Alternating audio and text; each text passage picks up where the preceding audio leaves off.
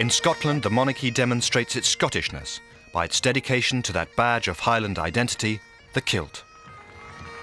In so doing, they are following a tradition established only at the beginning of the last century as a way of controlling the rebellious Scots. In 1822, at a time of great political turmoil, the basically German King George IV was persuaded to visit Scotland. There hadn't been a monarch visiting Scotland since 1651, and the years up to 1820 were years of political strikes, industrialisation, urbanisation. It was a very nervous establishment. There had been what the government said was an insurrection in 1820 called the Radical War at the time. So what the government needed to do was to give some alternative identity, to give some other focus of loyalty, which really didn't exist. The king became that focus, not least because he agreed to wear a kilt, the dress of the rebellious Highlanders. What we have to do is to envisage George IV. He weighs 20 or 22 stone. So this is a very, very large kilt he has round him.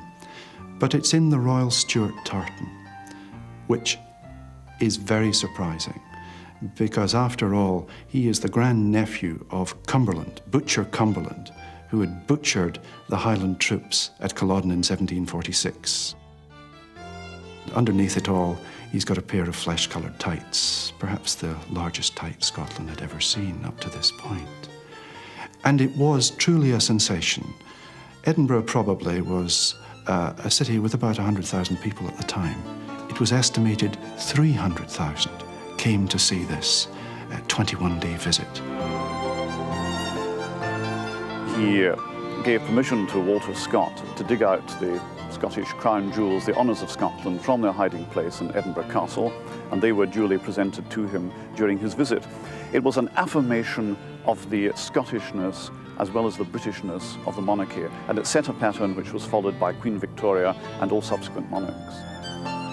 It was Victoria and Albert who consolidated the royal relationship with Scotland, buying Balmoral and making it into a royal family home. They embraced this Highland culture with all the enthusiasm of new converts. They decked out Balmoral, each room in it, usually red Stuart tartan on the floor, hunting tartan on the walls and the curtains, a whiter dress Stuart tartan for curtains. Lord Rosebery, one of those politicians who had to go the whole way up to Deeside, 600 miles by train, complained that the drawing room there was the ugliest room in the world. Every wall, every surface was decked out in tartan, designed by the Queen and Albert. It is argued that in fact the monarchy helps to disguise the unequal relationships between the partners in the Union. By providing a Scottish version of the monarch as head of state, Scotland's role within the Union is maintained as that of an equal partner rather than a subservient state. No matter how subservient the economics or the politics are, because the state is reflected in the monarch, then it is equal at that highest level of the state. And so what I think it's produced is an unrebellious identity within the Union, and that monarchy has been crucial to maintaining that status quo of the relationship of Scotland to the Union throughout the past 200 years. Edinburgh, Queen Elizabeth. But there have been moments when the monarchy has failed to keep up the appearance of treating Scotland equally.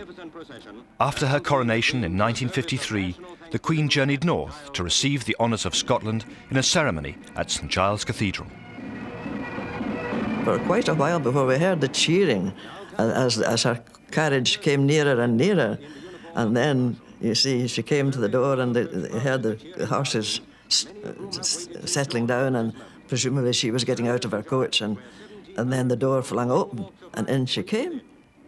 And that was, as far as I was concerned, was an anticlimax. I was in my Sunday best. I was in as good trim as she was. It was very disappointing. And this was the Queen making her first visit to Scotland. And she came to this special service in St Giles, and we expected her to come in her, rightly or wrongly, I expected her to come in her coronation robes. And I was shocked when she appeared in this simple, I don't know, bluey, grey-blue coat.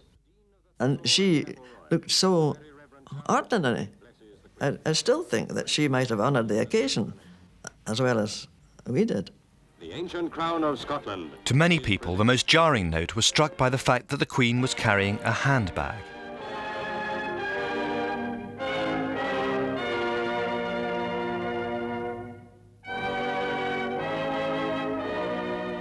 The Duke of Hamilton and Brandon, as holder of the earldom of Angus, receives the crown from the Queen.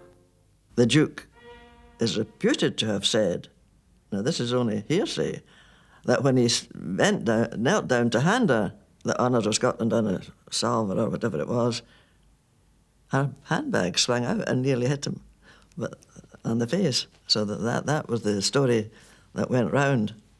It was a good story. I think it was probably true. In the official painting commemorating the ceremony, the handbag is conspicuous by its absence. Her Majesty the Queen has further endeared herself to all her Scottish subjects. The irritation over this incident reflected a wider feeling that the monarchy basically saw itself as English. And it wasn't the first time such a thing had happened in the Queen's short reign. Of happy memory, become Queen Elizabeth II. Nobody paused to think that there never had been an Elizabeth I in Scotland, and therefore to have an Elizabeth II was historical nonsense. Save the Queen! It seemed insensitive towards Scottish history, and it seemed completely to ignore the fact that the two kingdoms were not only equal partners, but that in 1603 a Scottish Stuart king had travelled south to take over his English inheritance. It wasn't that England had conquered Scotland, but this seemed to be treating it like a colony. Many people felt upset and hypersensitive about that. As a result, postboxes bearing the new royal inscription EIIR were attacked.